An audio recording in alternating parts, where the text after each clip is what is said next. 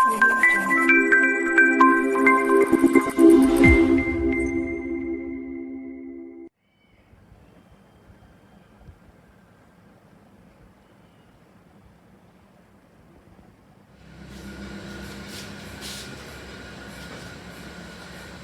છો વિદ્યાર્થી મિત્રો, હું છું હાર્દિક પટેલ, તમારું આવિષ્કાર એકેડમીમાં સ્વાગત કરું છું. ચાલો શરૂ કરીએ આજનો લેક્ચર. આજના લેક્ચરમાં આપણે શેની ચર્ચા કરવાના છીએ? તો આજના લેક્ચરમાં આપણે નવું ચેપ્ટર ચાલુ કરી રહ્યા છીએ જેનું નામ છે શ્રેણી, જેને ઇંગ્લિશમાં આપણે મેટ્રિક્સ તરીકે પણ ઓળખતા હોઈએ છીએ.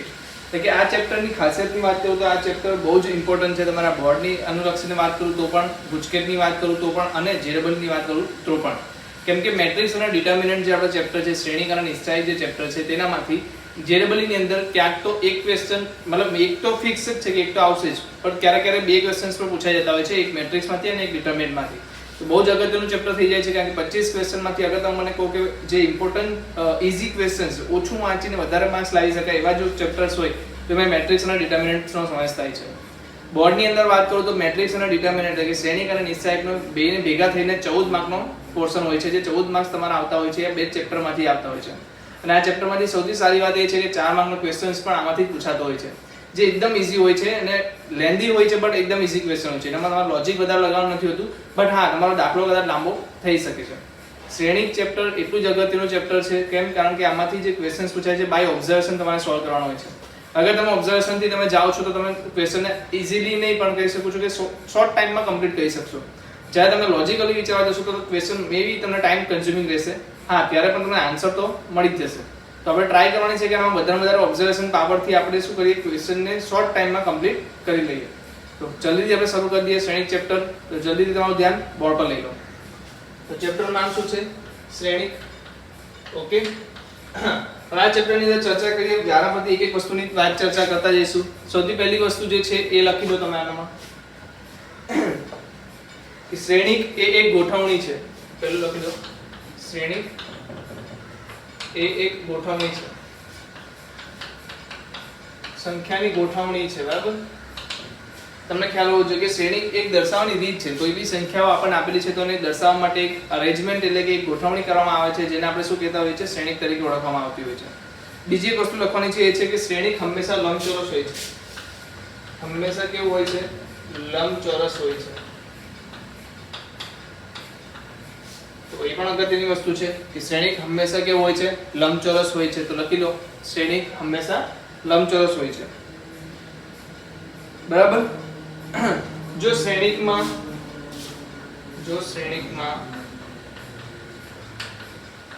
m હાર અને n સ્તંભ હોય, n હાર અને n સ્તંભ હોય તો m હાર અને n સ્તંભ હોય તો તેની કક્ષા એટલે કે શું કહેવાશે? ઓર્ડર. ઇંગ્લિશમાં શું કહેવાશે? ઓર્ડર. તો તેની કક્ષા શું થશે? તો કે m ક્રોસ n. શું થશે? m cross n. એટલે કે પહેલું જે સંખ્યા દર્શાવે છે, જ્યારે પણ હું શ્રેણિકની ઓર્ડર એટલે કે કક્ષા લખું ત્યારે જે પહેલી સંખ્યા છે શું દર્શાવે છે? હારની સંખ્યા. જ્યારે બીજી જે સંખ્યા છે શું દર્શાવે છે? સ્તંભની સંખ્યા. ઓકે, તો હારની સંખ્યા અને સ્તંભની સંખ્યાનો ગુણાકાર આપણને શું બતાવે છે? એ શ્રેણિકની કક્ષા દર્શાવે છે. તો થર્ડ તમારું આ થઈ ગયું. ચલો ફોર્થ ટોપિક જે છે, ચલો એના કરતા પહેલા આના ઉદાહરણ પણ લઈ લઈએ આપણે કેટલાક. ચાલો આગળ મારી પાસે આ રીતના લખેલું હતું.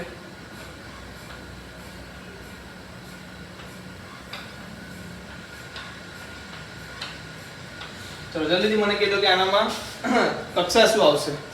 આ કેસમાં કક્ષા શું થશે? તો કે નંબર ઓફ એટલે કે સંખ્યા કની? હારની સંખ્યા. તો 1 2 3 4 એટલે કે હારની સંખ્યા કેટલી? 4 ગુણ્યા કોલમ એટલે કે સ્તંભની સંખ્યા. તો 1 2 અને 3. તો કોલમ કેટલા છે? 3. તો આ મને કેટલે દર્શાવી શકું? 4 ગુણ્યા 3 વડે દર્શાવી શકું. સમજાય છે ને? હારની સંખ્યા તમને શું દર્શાવશે? પહેલા, પછી સ્તંભની સંખ્યા ક્યાં દર્શાવવાની છે? પછી. તો અગર હું અહીંયા આ લખું a b, ચલો આની મને કક્ષા દર્શાવી દો. હું જેટલા લખું છું એની કક્ષા લખતા જાઓ.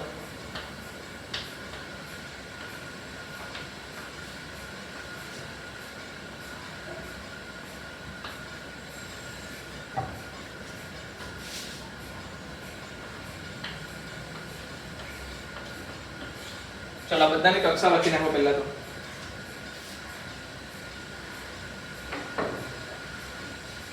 શું આવશે આની કક્ષા? હાર કેટલી છે? એક જ છે. સ્તંભ કેટલા છે?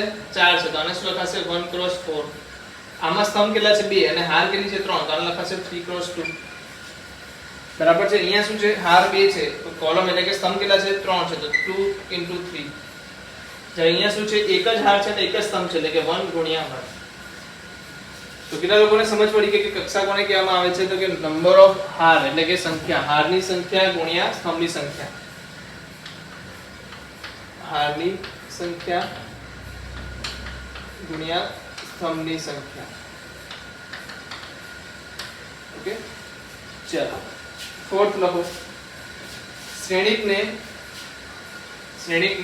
સામાન્ય રીતે વડે દર્શાવવામાં આવે છે. એટલે કે ચોરસ કૌંસ, આને કહીશું ચોરસ કૌંસ, અને શું કહીશું? વર્તુળાકાર કૌંસ. એટલે કે ચોરસ કૌંસ અથવા વર્તુળાકાર કૌંસ વડે દર્શાવવામાં આવે છે. કોને? શ્રેણિકને. આ જ વસ્તુ, આ જ શ્રેણિકનો કેવી રીતે દર્શાવી શકતે? આ જ શ્રેણિકનો કેવી રીતે દર્શાવી શકતે? આ રીતે દર્શાવી શકતે. વર્તુળાકાર કૌંસથી બી દર્શાવી શકતે. ઓકે, તો બંને રીતે દર્શાવી શકાય. તમે ચોરસ કૌંસ કરો તો પણ દર્શાવી શકો, વર્તુળાકાર કૌંસ કરશો તો પણ તમે એને શ્રેણિક કહી શકો. હા, અગર મને સમાંતર રેખાખંડ આપી દે તો હું તે સમયે શું કહીશ? આને નિશ્ચાયક કહીશ. તો એ બે વસ્તુનો ફરક તમને ખ્યાલ હોવો જોઈએ. તો આ શું છે? નિશ્ચાયક. બરાબર, લખી લો જલ્દીથી. આ પાંચમો જે વસ્તુ છે એ લખો. શ્રેણિક અને નિશ્ચાયક વચ્ચેનો તફાવત. પાંચમી જે વસ્તુ છે એ લખો. શ્રેણિક અને નિશ્ચાયક વચ્ચેનો તફાવત.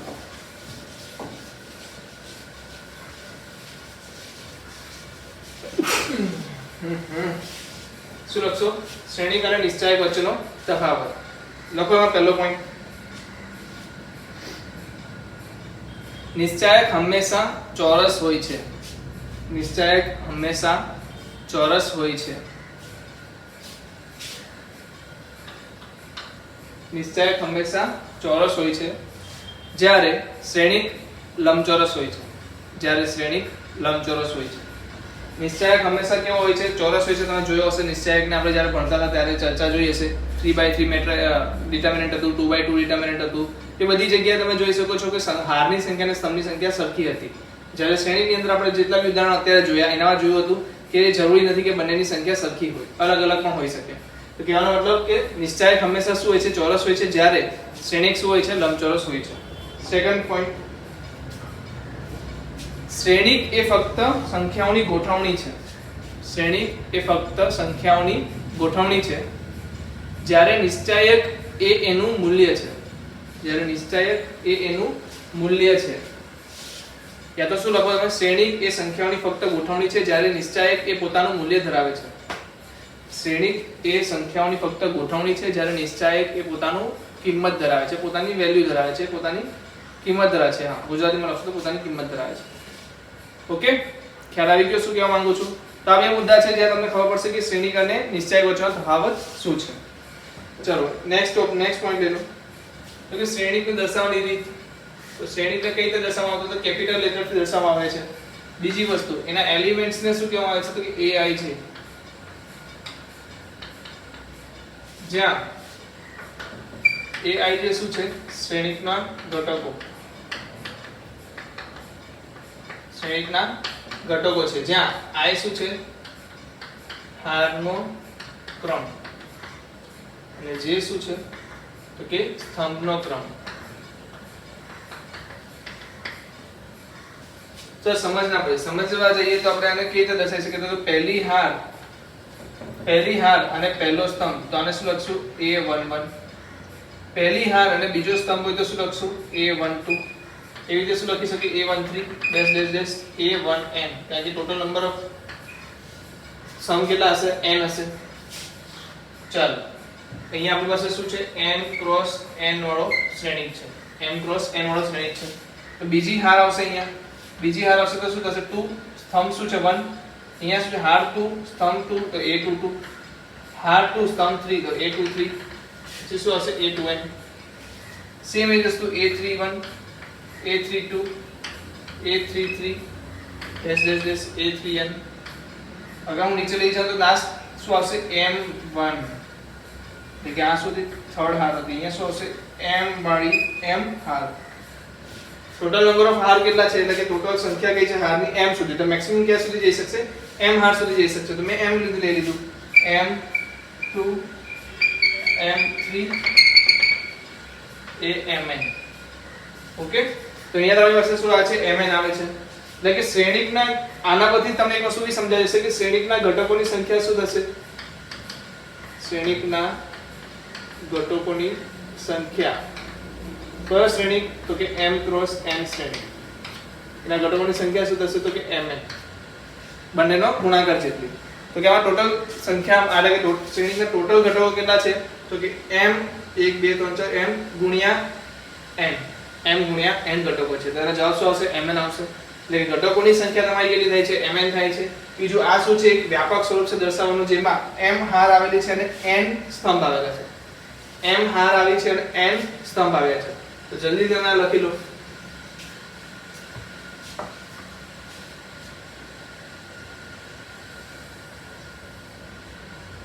ચલો હવે આની અંદર વાત કરું તો જ્યારે તમારી પાસે શું આવશે m બરાબર n થશે, m બરાબર n થાય તો તેને શું કહેવામાં આવે છે ચોરસ શ્રેણી. શું કહેવામાં આવે છે ચોરસ શ્રેણી કહેવામાં આવે છે. જ્યારે m બરાબર n થઈ જાય તો ચોરસ શ્રેણી થઈ જાય. તો આ કેવી રીતે દેખાશે મને કહી શકે કોઈ? હવે હું m ની જગ્યાએ શું લખી દઈશ? અગર આ જ વસ્તુ મારે સેવા લખી છે ચોરસ શ્રેણીમાં લખવી છે તો હું શું કરીશ m ને કાઢીને શું કરીશ બધી જગ્યાએ n લખી દઈશ. શું કરી દઈશ n હાર n1 n2 n3 અને અહીંયા આવશે n એટલે કે અહીંયા આવશે n ક્રોસ n. તો અહીંયા જોઈ શકો છો કે હારની સંખ્યા અને સ્તંભની સંખ્યા શું છે સરખી છે. એટલે કે m બરાબર n થાય તો તેને શું કહેવામાં આવે છે ચોરસ શ્રેણી કહેવામાં આવે છે. કેમ? કારણ કે બંનેની સંખ્યા સરખી છે. તો લંબચોરસ કેવું દેખાશે? ચોરસ જેવું દેખાશે. અને આ કેસમાં ઓકે, આ કેસમાં તમારી પાસે બે વસ્તુ મળે છે. એક તમે જો છો કે ત્રણ વર્ગમાં વિભાજિત કરી શકો. કેવી રીતે જુઓ? પહેલો જે ભાગ છે આ વચ્ચેનો ભાગ છે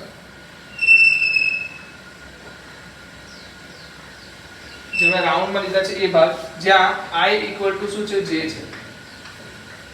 જ્યાં i ઇક્વલ ટુ શું છે j છે. જુઓ તમે, એટલે કે i ની કિંમત જેટલી j ની કિંમત છે 1 1 2 2 3 3 4 4 એ રીતના ક્યાં સુધી nn સુધી. તો તમારી પાસે જોવે છે કે કેટલા છે i બરાબર j છે અને આ બધાને શું કહેવામાં આવે છે વિકર્ણ ઘટકો. શું કહેવામાં આવે છે વિકર્ણ ઘટકો. કોને? તો કે a11 a22 a33 ann. તો આ બધા શું છે વિકર્ણ ઘટકો છે. અને વિકર્ણ ઘટકોની સંખ્યા કેટલી થશે મને કહી દો. ચાલો જલ્દીથી જોઈને કહી દો. તો 1 1 2 2 3 3 ક્યાં સુધી છે n સુધી છે. એટલે કેટલા આવશે n ઘટકો. બરાબર છે. તો વિકર્ણ ઘટકો કેટલા હોય છે તમારા n ઘટક હોય છે. બીજી વસ્તુ જુઓ, એક સેન્ટેન્સ લખો નીચે. પહેલા આ લખ્યા વચ્ચે એક સેન્ટેન્સ લખો.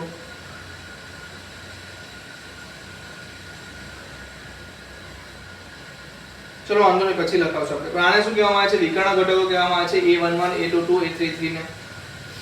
ચલો હવે બીજી જે વસ્તુ છે ચર્ચા કરવાની છે જે આ છે.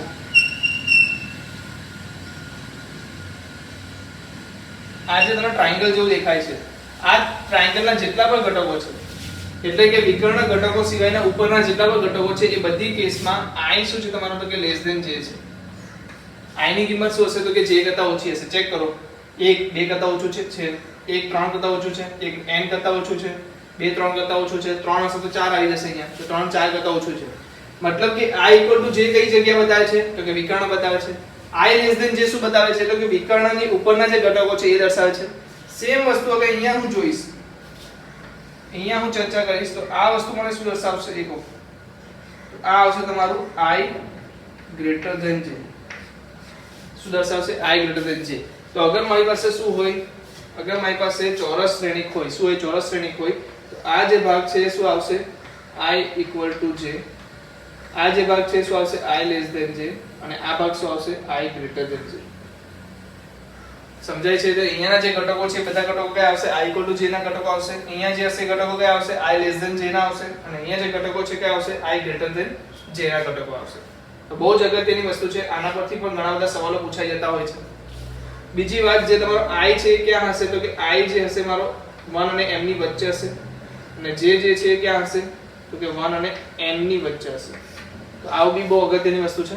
સિમ્પલ છે, યાદ રાખી લેવાય વસ્તુ છે, પણ ક્યારેક આ વસ્તુ યાદ નથી હોતી, એના લીધે ક્વેશ્ચન અઘરા લાગતા હોય છે. તો બહુ ઈઝી બે ત્રણ વસ્તુઓ છે જે તમારા ધ્યાનમાં હોવી જોઈએ.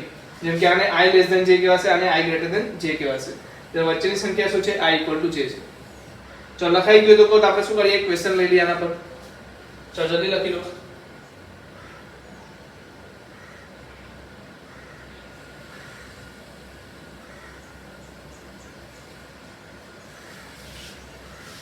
ચાલો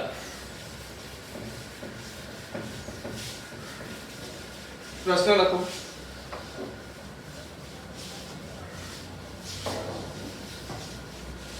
ત્રણ ગુણ્યા ત્રણ કક્ષા વાળો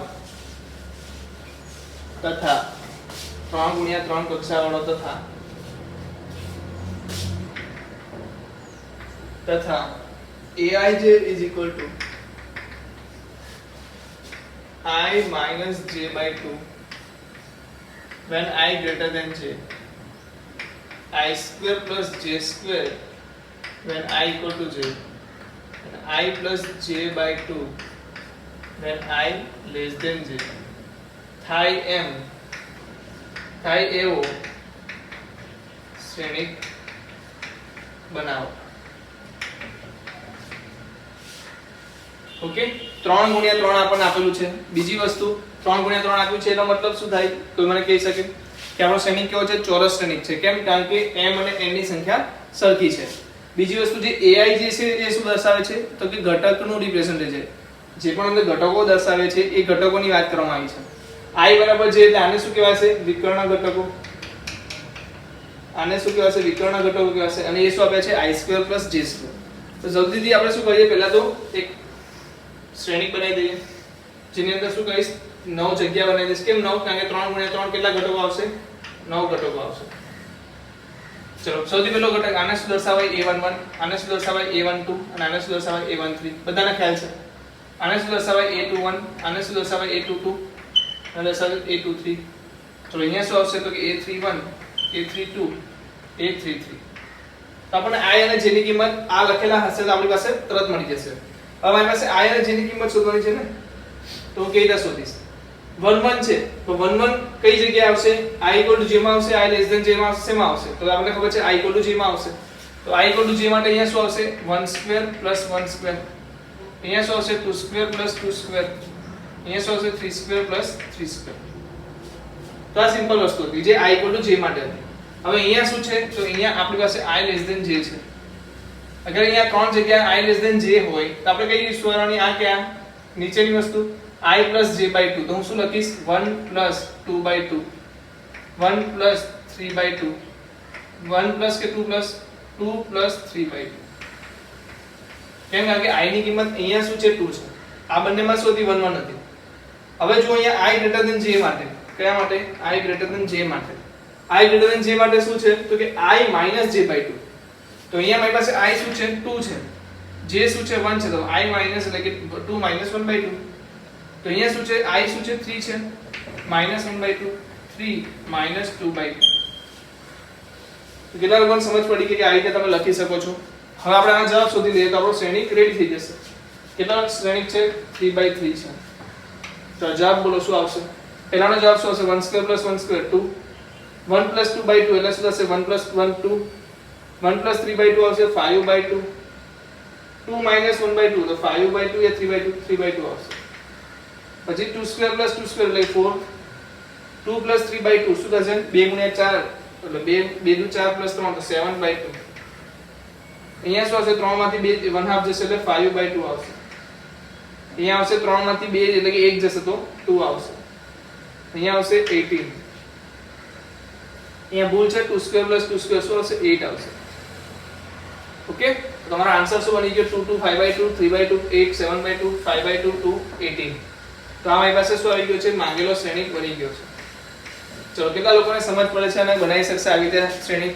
સિમ્પલ છે ને? i અને j ની કિંમતો મૂકીને આપણે શ્રેણિક બનાવવાનો છે. ચલો જલ્દી લખી લો.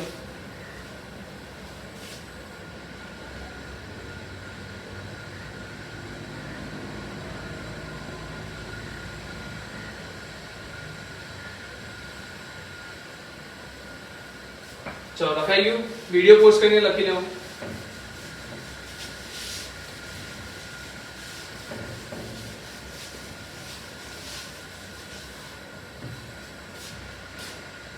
चलो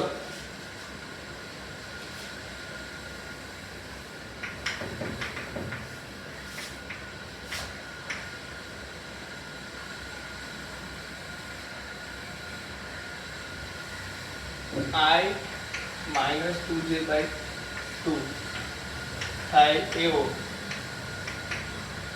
2/3 શ્રેણિક શોધો.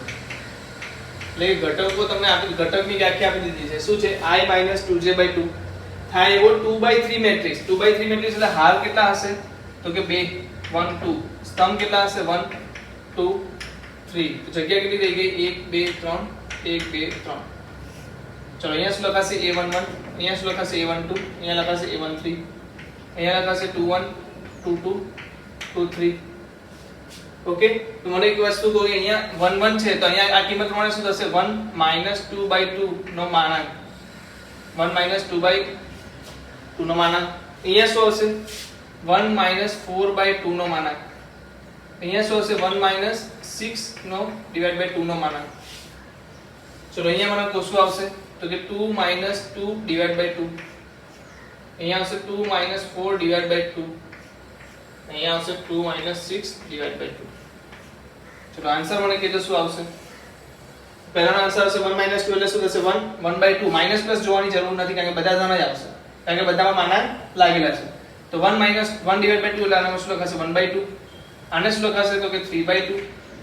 આને શું લખાશે? 5/2. 2 minus 2 એટલે 0 થઈ ગયું. 2 minus 4 એટલે કે 2/2 તો 1. અહીંયા શું છે? 4/2 એટલે કે 2. આપણી પાસે આન્સર શું છે? 1/2 3/2 5/2 0 1 2. મેટ્રિક્સ શું થઈ ગયો? 2 cross 3. એટલે કે શ્રેણિક શું લખાશે? 2 cross 3. એની કક્ષા શું છે? તો કે 2 × 3 છે. તો આવા પ્રકારના દાખલા તમે ગણી શકો છો ઘરથી. બહુ સરસ. ચલો લખી લો.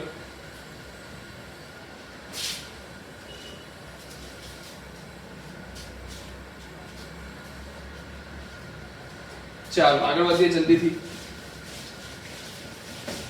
હવે લખો શ્રેણિકના પ્રકાર. શું લખો? શ્રેણિકના પ્રકાર. પહેલો છે એમાં હાર શ્રેણિક. હાર શ્રેણિક. તો લખો જે શ્રેણિકની કક્ષા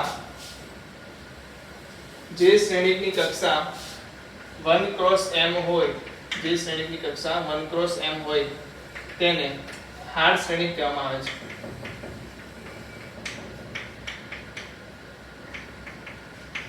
ઠીક છે? શું છે 1 cross m મતલબ હારની સંખ્યા કેટલી હશે? Fix 1 cross m. હારની સંખ્યા શું હશે? યા તો તમે લખી શકો a b. તો જે બી હારની સંખ્યા છે એ શું હશે? હંમેશા 1 હશે. अगर हार की संख्या हमेशा 1 હશે તો તમે ડાયરેક્ટલી શું કહી શકશો કે જે આ શ્રેણિક છે એને શું કહેવાશે? હાર શ્રેણિક કહેવાશે. શું કહેવાશે? હાર શ્રેણિક. ઇંગ્લિશમાં કહીએ તો રો મેટ્રિક્સ. સેમ વસ્તુ સેકન્ડ में હું વાત કરું તો શું થશે? સ્તંભ શ્રેણિક. સ્તંભ શ્રેણિક અને એને ઇંગ્લિશમાં શું કહેવાશે? Column matrix. ઓકે, તો આનામાં શું થશે? કોઈ પણ સાદો ચેન્જ આપી દે કે સ્તંભ શ્રેણિક એને કહેવાશે જેના કક્ષા, જે શ્રેણિકની કક્ષા શું હોય? n cross 1 હોય.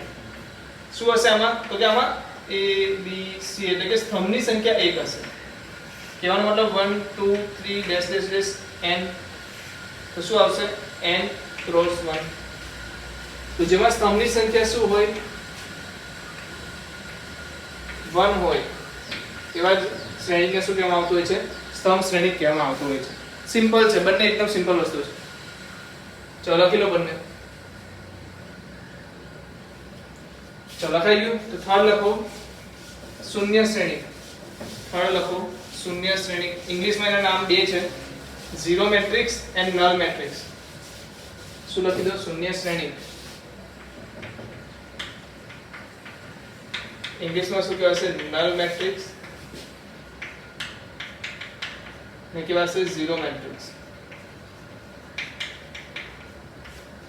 તો તમામ શ્રેણિકના જે શ્રેણિકના તમામ ઘટકો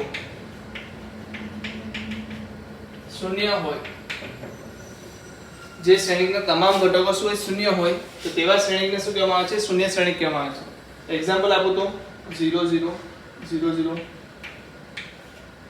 આ શું છે શૂન્ય શ્રેણિક કારણ કે એના તમામ ઘટકો શું છે શૂન્ય છે આને પણ શું કહીશું શૂન્ય શ્રેણિક બીજી અગત્યની વાત એ છે કે શું આ બે શ્રેણિક એકબીજાના સરખા છે તો કે ના આ બે શ્રેણિક સરખા થશે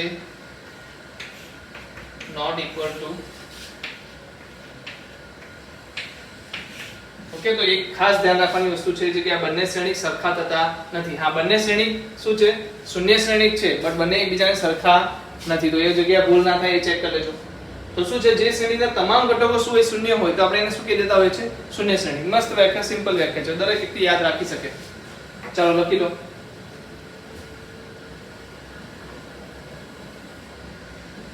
હવે ચોથું જે છે આપણી પાસે છે ચોરસ શ્રેણી શું છે ચોરસ શ્રેણી જે આપણે ઓલરેડી આગળ જોઈ ચૂક્યા છે થોડું લખો નામ આપો હેડિંગ ચોરસ શ્રેણી ફોર્થ શું છે ચોરસ શ્રેણી ચોરસ શ્રેણીની ખાસિયત શું છે તો કે m = n એટલે કે હારની સંખ્યા = સ્તંભની સંખ્યા સિમ્પલ ડેફિનેશન ઓકે તો આની અંદર તમને દરેક વ્યક્તિને ખબર છે શું ખબર છે તો કે આપણે કેવી રીતે દર્શાવતા હોય છે a11 a12 a13 a1n a21 a22 a23 a2n પછી શું આવશે a31 a32 a33 a3n an1 an2 an3 ann okay તો આ રીતે થઈ જશે જોઈ લો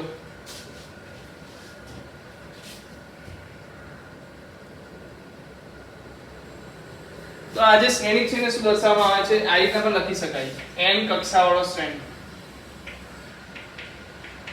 તમારે સમજી જવું કે n કક્ષાવાળો શ્રેણી કે છે એનો મતલબ શું છે ચોરસ શ્રેણી હશે ત્યારે જ વાત થશે જ્યારે ચોરસ શ્રેણી કહો તો તમે ડાયરેક્ટલી શું કહી શકો n કક્ષાવાળો શ્રેણી પણ આને દર્શાવી શકો તો એવું ક્યારે કહી દે કે 3 કક્ષાવાળો શ્રેણી છે તો તમારે સમજી જવું કે 3x3 જ છે ઓકે લખી લો n કક્ષાવાળો શ્રેણી પણ આને કહેવામાં આવતું હોય છે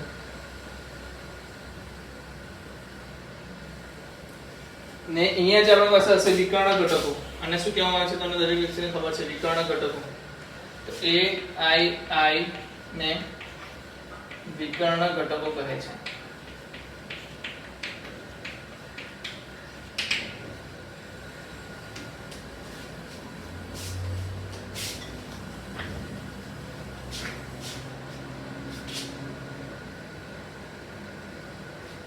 ચલો આગળ જઈએ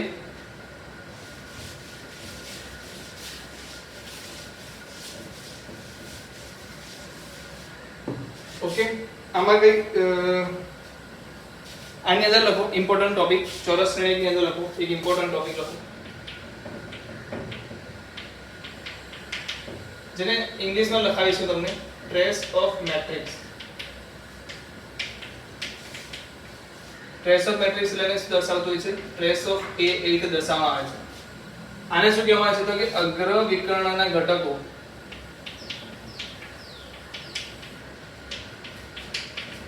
નો સરવાળો એટલે કે જે વિકર્ણ ઘટકો છે એનો સરવાળો થાય છે એનો મતલબ summation of a i = 1 to n a n એટલે કે અહીંયા શું છે a શ્રેણિક છે જેની કક્ષા કેટલી છે n છે એવા ચોરસ શ્રેણિકના તમામ વિકર્ણ ઘટકો એટલે વિકર્ણ ઘટકો કયા તો કે જે a11 a22 a33 છે એનો સરવાળો સમેશન શું કહેવાશે ટ્રેસ ઓફ a કહેવાશે શું કહેવાશે ટ્રેસ ઓફ a કહેવાશે આપણી બોર્ડની અંદર આ વસ્તુની ચર્ચા કરવામાં આવતી નથી પણ છતાં પણ સિલેબસમાં બોર્ડના ને જે બધી સિલેબસમાં આ વસ્તુ છે તો ટ્રેસ ઓફ a કોને કહેવામાં આવે છે આ સિમ્બોલને આપણે યાદ રાખી લેવું કે ટ્રેસ ઓફ a કહેવામાં આવે છે એનો મતલબ શું થાય છે કે અગ્ર વિકર્ણના ઘટકોનો સરવાળો થાય છે હવે આની કેટલીક ગુણધર્મો પણ છે અગર હું તમને એક એક્ઝામ્પલ આપી દઉં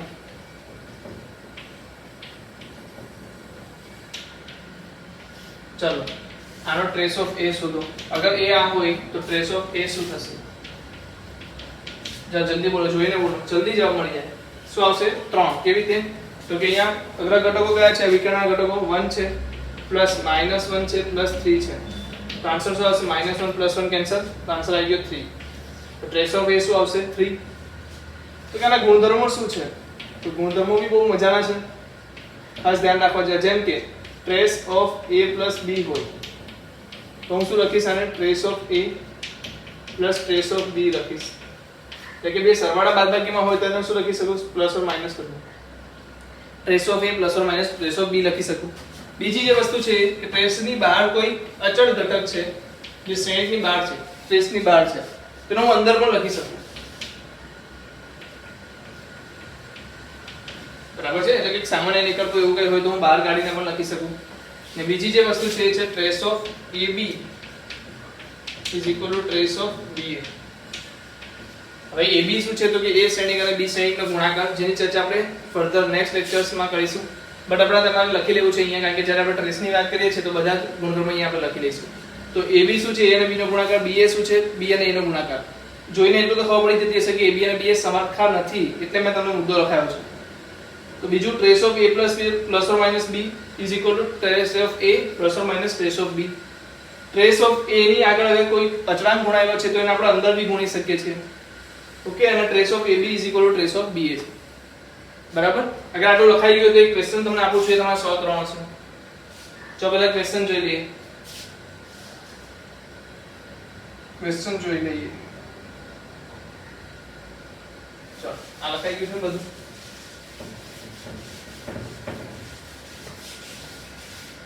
સવાલ છે મારી પાસે, જો a + 2b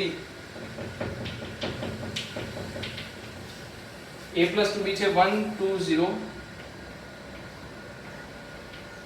6 - 3 3 5 3 1 અને 2a - b છે મારી પાસે 2 - 1 5 2 - 1 6 2 1 2. ઓકે, 0 1 તો આ મારી પાસે 2 - b છે. તો trace of A - trace of B = LJ. ચલો, કેવી રીતે સોલ્વ કરીશું ચેક કરીને મને કહો.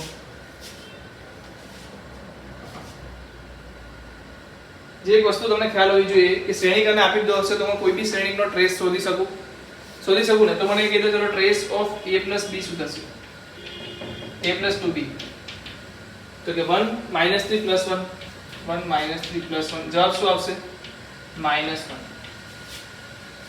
ચલો, એવી જ રીતે મને કહો ટ્રેસ ઓફ 2a - b શું થશે? ટ્રેસ ઓફ 2a - b શું થશે? કે 2 - 1 + 2 = 3. ઓકે, ચલો ટ્રેસ ઓફ A + 2b છે તો એને હું શું લખી શકું? કોઈ પણ વ્યક્તિ કહી શકે સર ટ્રેસ ઓફ A લખી શકું +2 ટ્રેસ ઓફ B પણ લખી શકું. કેવી રીતે વિચારો? કારણ કે આપણને ખબર છે બે સરવાળા હોય તો હું અલગ કરી શકું trace of A + trace of B ની જગ્યાએ. તો ટ્રેસ ઓફ A તો આવી ગયું, અહીંયા શું લખાશે? Trace of 2b.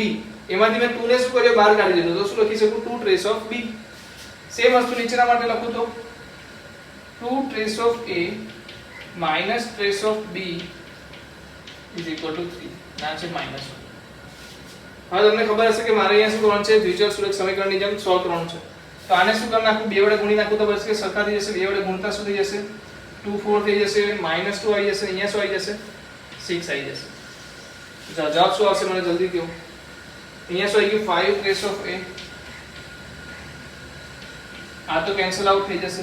તો અહીંયા શું બચશે આપણી પાસે? પાછું 5. એના માટે ટ્રેસ ઓફ A કેટલા થઈ ગયા આપણી પાસે? 1. ટ્રેસ ઓફ A કેટલા આવી ગયા? 1 આવી ગયા. અગર ટ્રેસ ઓફ A 1 છે તો અહીંયા હું કિંમત મૂકી દઉં. ટ્રેસ ઓફ A 1 છે, 1 આ બાજુ આવશે તો -1 -1 -2 = 2 ટ્રેસ ઓફ B.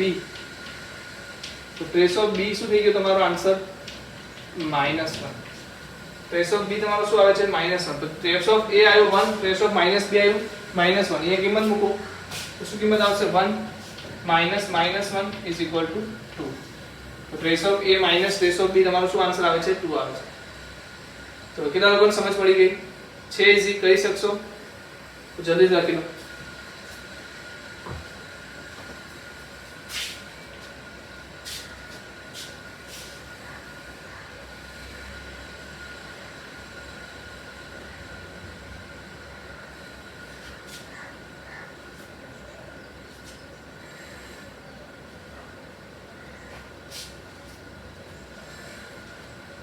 ચાલો થઈ ગયું. તો આગળ વધીએ.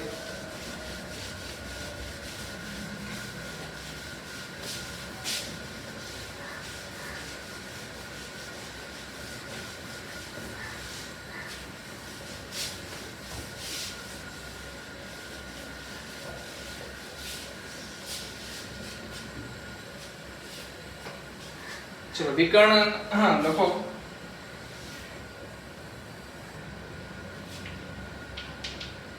ચોરસ શ્રેણિકનું વર્ગીકરણ. શું હેડિંગ આપો? ચોરસ શ્રેણિકનું વર્ગીકરણ. એટલે ઇંગ્લિશમાં લખીએ તો classification of square matrix. Classification of square matrix.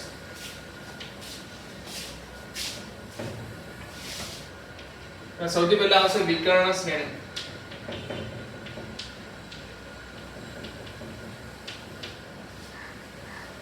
શું આવશે? વિકર્ણ શ્રેણી.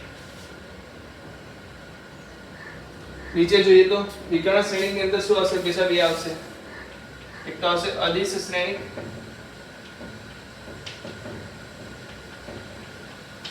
અહીંયા આવશે એકમ શ્રેણી.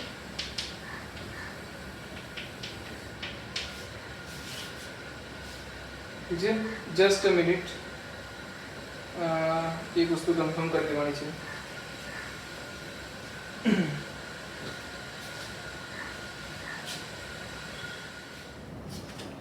તો અહીંયા આપણે જોઈશું ચોરસ શ્રેણીનું વર્ગીકરણમાં શું છે? વિકર્ણ શ્રેણી, જેની અંદર શું આવશે? તમને અદિશ શ્રેણી આવશે અને એક આવશે એકમ શ્રેણી. બીજી બાજુ જોઈએ તો શું આવશે? ત્રિકોણીય શ્રેણી. ત્રિકોણીય શ્રેણી. ત્રિકોણીય શ્રેણીમાં શું હશે? તો કે બે ટાઈપના શ્રેણી આવશે. એક આવશે ઉચ્ચ ત્રિકોણીય શ્રેણી અને એક બીજું આવશે, એ આવશે નીચ કહી શકો તમે. નીચ કરતા નીચના ત્રિકોણીય શ્રેણી.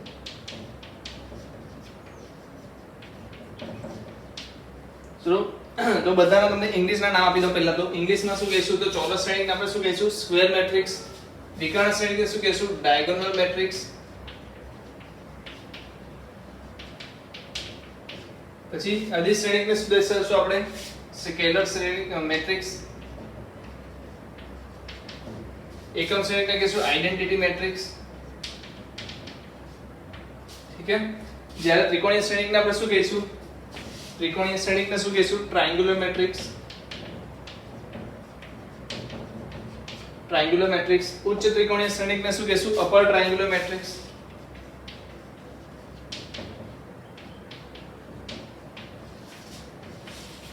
જરા નીચેના ત્રિકોણીય શ્રેણીને શું કહીશું? નીચેના ત્રિકોણીય શ્રેણીને આપણે કહીશું, નીચેના નહીં લખીએ, નીચે લખો. નીચ ત્રિકોણીય શ્રેણીને આપણે શું દર્શાવશું? જલ્દી બોલો.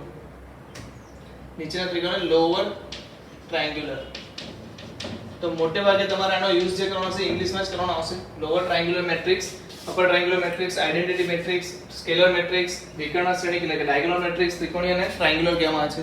હવે વારાફરતી આપણે બધાને એક પછી એક જોવાનું ચાલુ કરીએ. તો સૌથી પહેલી વાત કરું તો વિકર્ણ શ્રેણીની વાત કરીએ તો વિકર્ણ શ્રેણીની શું ખાસિયત છે? તો કે વિકર્ણ શ્રેણીમાં વિકર્ણ શ્રેણીની ખાસિયત શું છે? તો કે વિકર્ણ શ્રેણીમાં અગ્ર જે વિકર્ણ છે, કયા વિકર્ણ? અગ્ર વિકર્ણ છે, એટલે જે વિકર્ણીય શ્રેણી હોય એમાં જે અગ્ર વિકર્ણના જે સભ્યો હોય એના સિવાયના આ ઘટકો સિવાયના જેટલા પણ ઘટકો બધા શું હશે? 0 છે.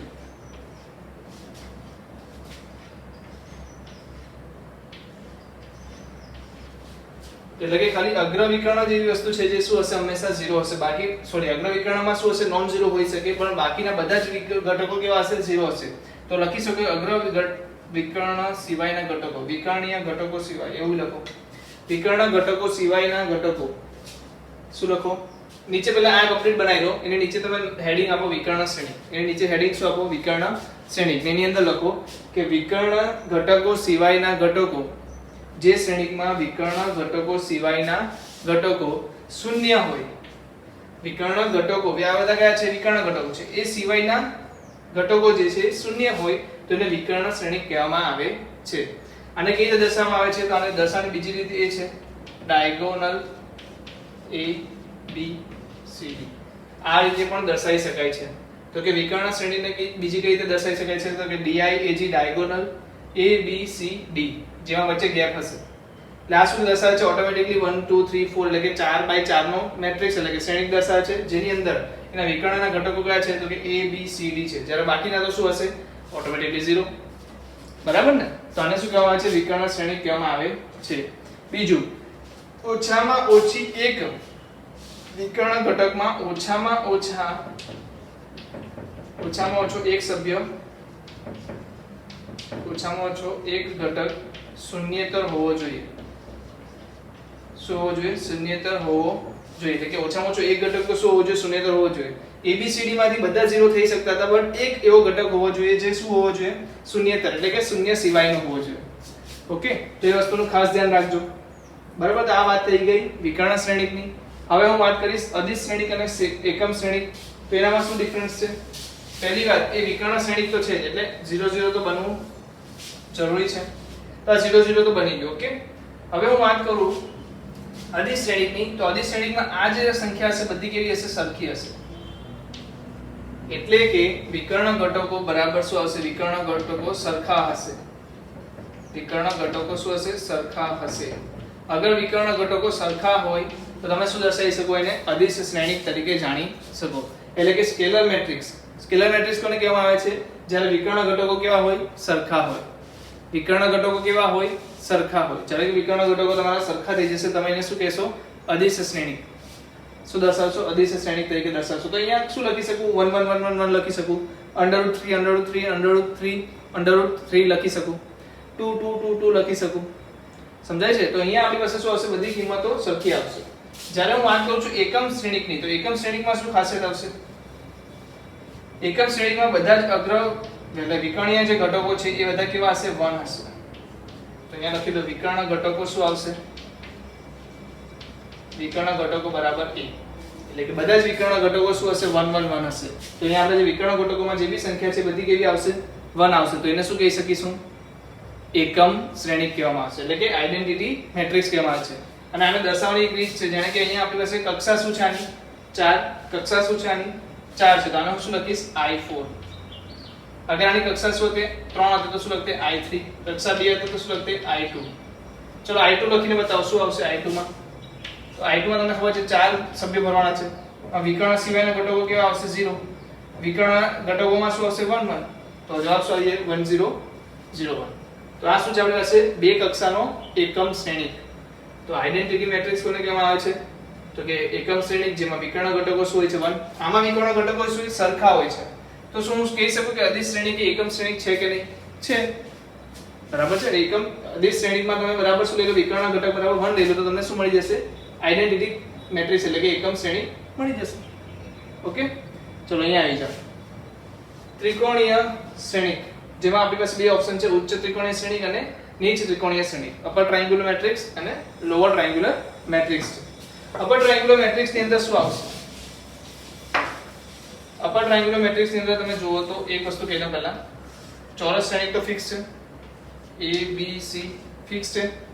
હવે જે જોવાનું છે કે અગર DEF એટલે કે અહીંયા સભ્યો છે DEF, બટ જે નીચેના ત્રણ સભ્યો છે એટલે કે આને હું શું દર્શાવું છું તમને ખબર છે ને? I greater than J.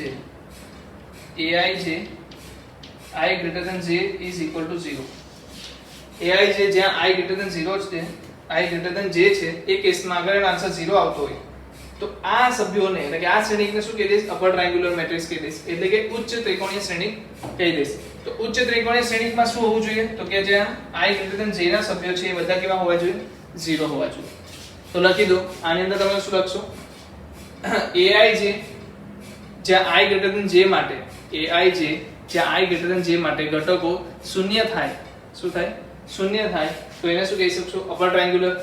ચલો એક વસ્તુ અહીંયા લખ્યું હોય તો શું આવશે? ચાલો જલ્દીથી મને કોઈ કહી શકે તો. પહેલી વસ્તુ અગ્ર વિકર્ણ તો લખી દઉં. બરાબર. અહીંયા શું આવશે? DEF. હવે અહીંયા 0 થઈ જશે. કહેવાનો મતલબ આ શું છે? તો કે I less than J. Same વસ્તુ પણ અહીંયા શું છે? I less than J છે. અહીંયા શું હતું? I greater than J હતું. આટલો જ ફરક છે. ચાલો જલ્દીથી લખી લો. નીચ ત્રિકોણીય શ્રેણિક, ઉચ્ચ ત્રિકોણીય શ્રેણિક. બીજું અગર કોઈની નજર જતી હશે તો અહીંયા હું અગર વાત કરું વિકર્ણ શ્રેણિકની, વિકર્ણ શ્રેણિકની વાત કરું તો શું વિકર્ણ શ્રેણિક મને કોઈ કહીને જોઈને કહી શકે કે ઉચ્ચ છે કે નીચ છે? ઉચ્ચ ત્રિકોણીય શ્રેણિક છે કે નીચ ત્રિકોણીય શ્રેણિક છે? જલ્દીથી બોલો. અપર ટ્રાયેંગ્યુલર મેટ્રિક્સ છે યા લોઅર ટ્રાયેંગ્યુલર મેટ્રિક્સ છે? તો તમે કહેશો સર ઉચ્ચ ત્રિકોણીય શ્રેણિક એટલે કે અપર ટ્રાયેંગ્યુલર મેટ્રિક્સ થવા માટે નીચેના 3 0 હોવા જોઈએ. તો છે એટલે કે અપર ટ્રાયેંગ્યુલર મેટ્રિક્સ છે. ઓકે. લોઅર ટ્રાયેંગ્યુલર મેટ્રિક્સ થવા માટે ઉપરના 3 0 હોવા જોઈએ. એ પણ છે. તો ઓકે. મતલબ વિકર્ણ શ્રેણિક શું છે? તમારું અપર ટ્રાયેંગ્યુલર મેટ્રિક્સ પણ છે અને લોઅર ટ્રાયેંગ્યુલર મેટ્રિક્સ પણ છે. તો સૌથી પહેલા તમે આ બધી જ વસ્તુ ડિટેલમાં લખી લો જેટલી મેં તમને જણાવી છે. વિડિયોને પાછો બેક કરીને પણ તમે લખી શકો, સાથે સાથે પણ તમે લખ્યું હશે, બહુ બેસ્ટ. તો તમે જલ્દી ધ્યાન લખી લો. તો આપણે આની પાછળના એક બે રિમાર્ક છે એની વસ્તુની ચર્ચા કરી લઈએ. ચાલો લખી લો.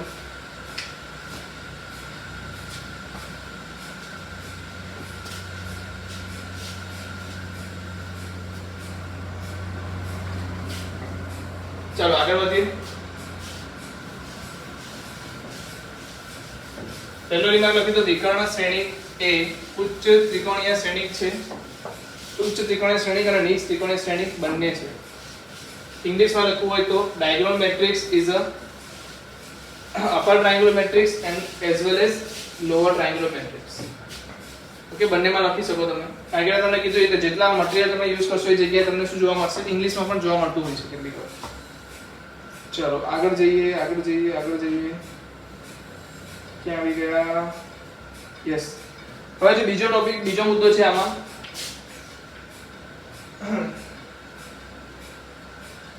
કે ત્રિકોણીય શ્રેણિકમાં આવતા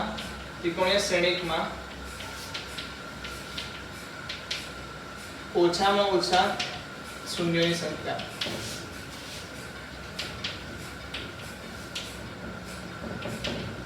શૂન્યની સંખ્યા એટલે શૂન્ય હું કેટલા મૂકી શકું? અગર હું વાત કરું છું ત્રિકોણીય શ્રેણિકમાં તો હું ઓછામાં ઓછા હું કેટલા શૂન્ય મૂકી શકું? ઓછામાં ઓછા કેટલા મૂકવા પડે તો હું તને શું કહીશ? ત્રિકોણીય શ્રેણિક કહીશ. તો આના માટે આપણે જનરલ લઈ લઈએ n ના ફોર્મમાં. તો જનરલ હું જલ્દી લખી દઈશ. a11 a12 a13 a1n, પછી શું આવશે? a21 a22 a23 a2n a31 a32 a33 a3n an1 an2 an3 ann. Okay, n cross n matrix. તો આપણી પાસે જનરલ ફોર્મ છે. જનરલ ફોર્મમાં મને એક વસ્તુ કહી દો પહેલા તો આ જાણી લાગે, બહુ જ અગત્યની વસ્તુ છે. આનામાં સભ્યોની સંખ્યા કેટલી છે મને કહી દો. ચલો એ છોડો, મારે શું બનાવવું છે? અને ત્રિકોણીય શ્રેણિક બનાવવો છે. ત્રિકોણીય શ્રેણિક માટે અગ્ર હોય કે નીચે હોય, મતલબ કે અપર ટ્રાયેંગ્યુલર હોય યા લોઅર ટ્રાયેંગ્યુલર હોય. અપર ટ્રાયેંગ્યુલર હશે તો શું થશે? નીચેનો બધો ભાગ 0 થશે અને લોઅર ટ્રાયેંગ્યુલર હશે તો ઉપરનો બધો ભાગ 0 થશે.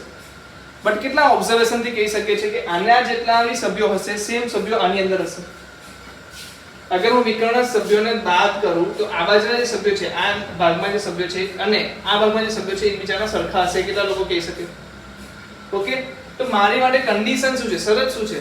તો કે જો અગર મારે આને અપર ટ્રાયેંગ્યુલર મેટ્રિક્સ બનાવવો હોય, શું બનાવવો હોય? અપર ટ્રાયેંગ્યુલર મેટ્રિક્સ બનાવવો હોય તો નીચેના જેટલા પણ સભ્યો હશે, જેટલા પણ આવે અહીંયા, તો એ બધા શું થવા જોઈએ? 0 થવા જોઈએ. તો ઓછામાં ઓછા જે કન્ડિશન છે શું છે કે અહીંયા જેટલા સભ્યો છે એટલામાં તો 0 હોવા જ જોઈએ. અગર આટલા 0 નહીં થાય તો ઓટોમેટિકલી તમે શું કહેશો? અપર ટ્રાયેંગ્યુલર મેટ્રિક્સ નથી.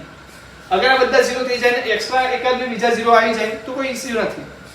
એટલે ઓછામાં ઓછા આટલા જે સભ્યો છે એ તો 0 હોવા જ જોઈએ. હવે વાત આવી કે આ જે સભ્યો છે કેટલા હશે? બરાબર છે. અહીંયા જે ઘટકો છે ઘટકોની સંખ્યા કેટલી થશે? તો હું શું કહીશ? સિમ્પલ કહું છું. સૌથી પહેલા આને ટ્રાયેંગલ લઈ લો, જે આ બધું ટ્રાયેંગલના ફોર્મમાં જ છે. તો હું એવું ધારી લઈશ કે આની અંદર કેટલા સભ્યો છે? x. આની અંદર કેટલા સભ્યો છે? x. તો તમને બી મને ખબર છે બંનેને કે આ જે x છે તો આ પણ શું હશે? x હશે. સૌથી પહેલા આને પણ લઈ લો સાથે સાથે. આમાં બી કેટલા સભ્યો હશે? x.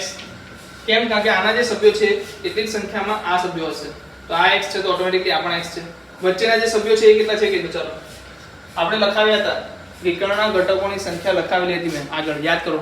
વિકર્ણના ઘટકોની સંખ્યા શું હતી? n. અને કુલ ઘટકોની સંખ્યા કેટલી છે? n ક્રોસ n માં કુલ ઘટકોની સંખ્યા પણ લખાવેલી હતી n ગુણ્યા n. તો અહીંયા શું છે? n ગુણ્યા n એટલે કે n સ્ક્વેર. જે શું થશે? n plus x plus x. જોઈ લો બરાબર લખ્યું છે મેં. n સ્ક્વેર માં n plus x plus x. હવે આપણે જોઈએ શું છે x જોઈએ છે તો અહીંયા શું કરી દઈશ 2x લઈ લઈશ અહીંયા શું કરી દઈશ n² - n એનો મતલબ x શું આવી ગયો તો કે n² - n / 2 તો આ જે જવાબ છે કેટલો થશે n² - n / 2 એ જ વસ્તુ અહીંયા પણ આવી જશે n² - n / 2 ઓકે તો હું તમને જલ્દીથી આને શોર્ટમાં લખી બતાવી દઉં n n² - n /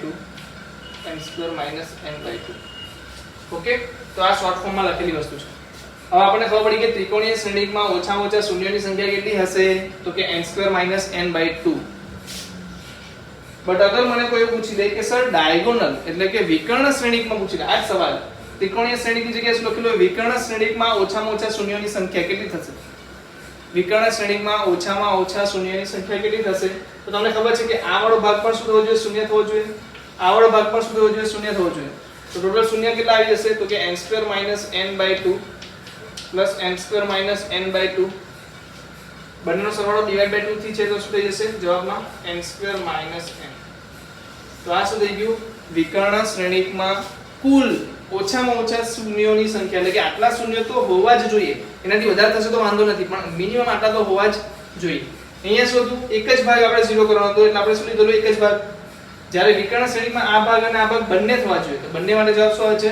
2x = n² - n આ રીતે પણ તમે લખી શકો ઓકે તો જલ્દીથી તમે લખી લો હજી પણ એક ચર્ચા કરી લઈએ ચાલો અગર વિકર્ણ શ્રેણિક છે અને એવું કીધું મહત્તમ વિકર્ણ શ્રેણિક છે ચોથો ઓપ્શન વિકર્ણ શ્રેણિક છે અને મહત્તમ શૂન્યોની સંખ્યા એટલે કે કેટલા મેક્સિમમ લઈ શકો કે એના પછી હું ના લઈ શકું મેક્સિમમ કેટલા 0 લઈ શકાય તો મેક્સિમમ એટલા 0 લઈ શકાય પહેલી વસ્તુ આ 0 બધા 0 હશે વિકર્ણ શ્રેણિક હશે તો આ બધા 0 હશે ઓકે આ પણ બધા 0 હશે એનો મતલબ કે આ બંને 0 તો હવે ઓટોમેટિકલી ઓછામાં ઓછામાં જ આવી ગયા એટલે એ તો કમ્પલસરી લેવાના જ છે મહત્તમ એટલે શું કે મેક્સિમમ કેટલા લઈ શકો તો મેક્સિમમ તમે અગ્ર વિકર્ણના જે ઘટકો છે અગ્ર વિકર્ણના જે ઘટકો છે a11 a22 a33 ann સુધી અગર હું આના બધાને 0 કરી નાખું શું કરી નાખું બધાને 0 કરી નાખું તો હું મેક્સિમમ કરી શકું ને મેક્સિમમ શું એટલે મારે બને ત્યાં બધા 0 બનાવવાના છે તો આને 0 કીધો આને 0 કીધો આને 0 કીધો આને 0 કીધો આને 0 કીધો આને 0 કીધો આને પણ 0 કીધો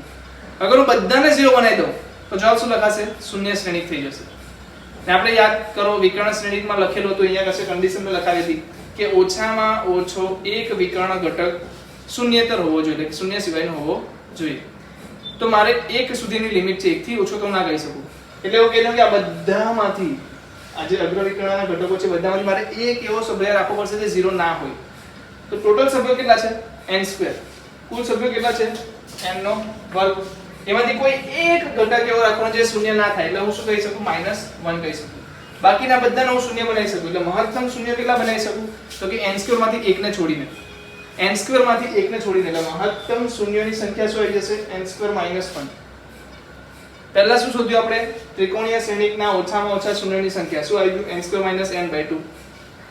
વિકર્ણ શ્રેણિકના ઓછામાં ઓછા શૂન્યોની સંખ્યા શું આવી ગયું n² - n. જ્યારે વિકર્ણ શ્રેણિકના મહત્તમ શૂન્યોની સંખ્યા શું આવી ગયું n² - 1. ઓકે તો ત્રણ વસ્તુ તમે એક પછી એક સ્ટેપ બાય સ્ટેપ લખી લો. બરાબર થોડો સમય લઈ લો, વિચારો, સમજી વિચારીને લખજો.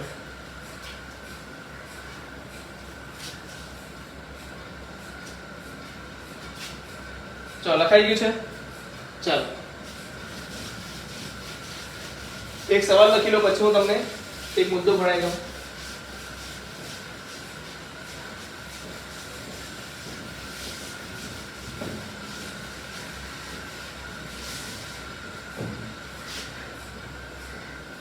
ચલો સવાલ લખી લો. સવાલ છે 0 અને 1 નો ઉપયોગ કરીને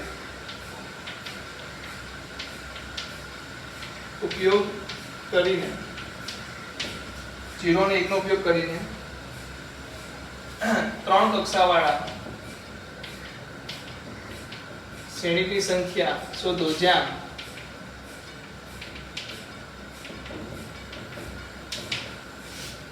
એક શ્રેણિક વિકર્ણ શ્રેણિક હોય.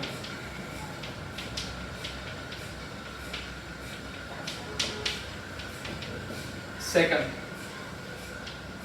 શ્રેણિક વિકર્ણ શ્રેણિક હોય તથા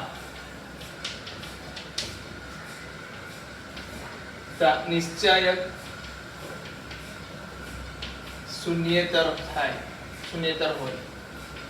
નિશ્ચાયક શૂન્યેતર હોવો એટલે કે એનો જે નિશ્ચાયક નીકળશે એ કેવો હોવો જોઈએ? શૂન્ય ના હોવો જોઈએ. બરાબર, એ નોન ઝીરો એટલે કે શૂન્યેતર હોવો જોઈએ.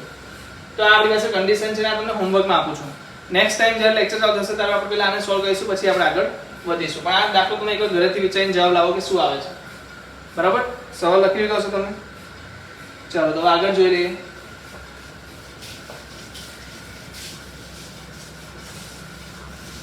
આગળ મારી પાસે શું છે એ લોકો શ્રેણિકોની સમાનતા. બહુ જ અગત્યનો મુદ્દો છે. અગર મારી પાસે શ્રેણિક છે A = Aij m cross n, B = Bij જ્યાં P cross Q હોય, તો પહેલી જે શરત છે સમાનતા હોવાની એ છે કક્ષા સમાન હોવી જોઈએ. સમાન કક્ષા હોવી જોઈએ. પહેલી જે શરત છે સમાન કક્ષા એટલે કે સેમ ઓર્ડર. બીજી જે શરત છે એ છે તમામ ઘટકો, તમામ અનુરૂપ ઘટકો, અનુરૂપ ઘટકો એટલે કે Aij = Bij, Aij Bij હોવું જોઈએ. એનો મતલબ શું છે? અગર હું કોઈને એવું કહી દઉં કે A B C D = શું છે? P Q, ચલો M N O P S T છે, M N S T છે. Okay, A B C D શું છે? M N S T છે. તો એનો સીધો મતલબ શું બનશે? પહેલી વસ્તુ બંનેના ઓર્ડર એટલે કે કક્ષા સમાન છે, તો જ હું કહી શકું ને કે સમાન શ્રેણિક છે. અહીંયા મને આપ્યું છે કે આ સમાન શ્રેણિક છે, એનો મતલબ શું? કે સમાન કક્ષા છે. તમામ અનુરૂપ ઘટકો, અનુરૂપ ઘટક એટલે શું? A ને અનુરૂપ કોણ છે? M, A = M થશે. B ને અનુરૂપ કોણ છે? M, તો B = M થશે. એટલે C ને અનુરૂપ કોણ છે? S, તો C = S અને D = T થશે. સમજાય છે વસ્તુ? તો આ રીતે તમે A B C D ને શું કહી શકો? M N S T માં A = M, B = M, C = S અને D = T લખી શકો. ચાલો લખી લો. આના પર એક સવાલ પણ લઈ લઈએ આપણે. જો સવાલ લખી લઉં છું.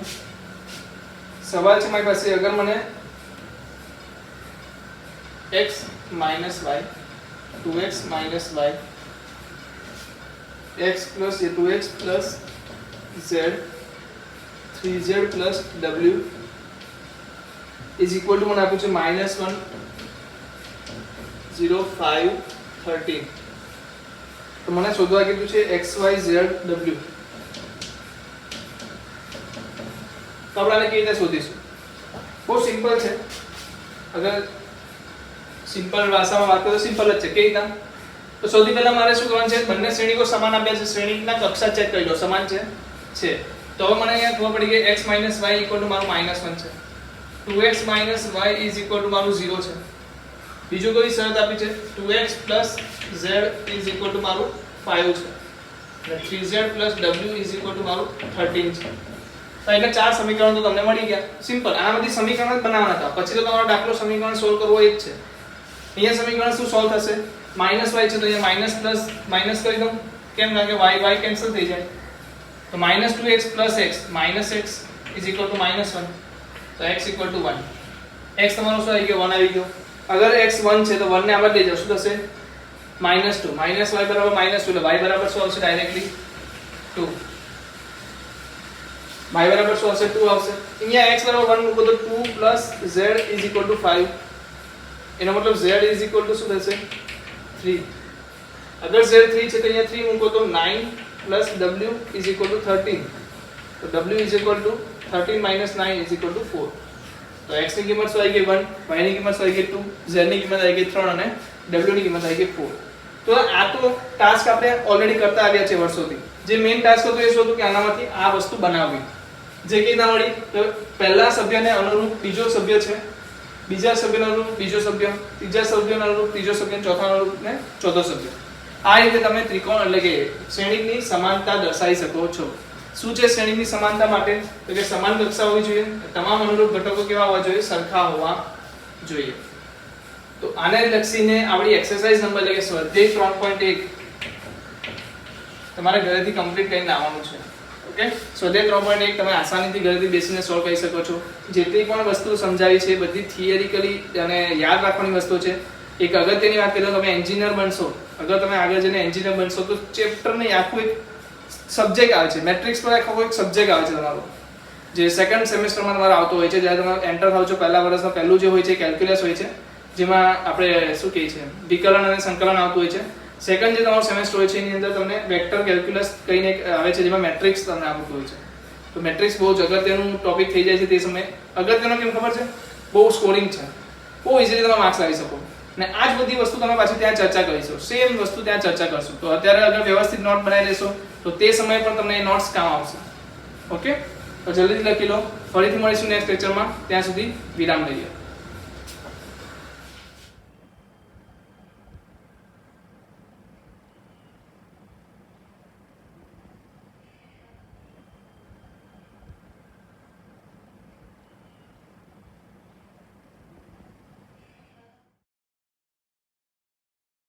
Audio Jungle.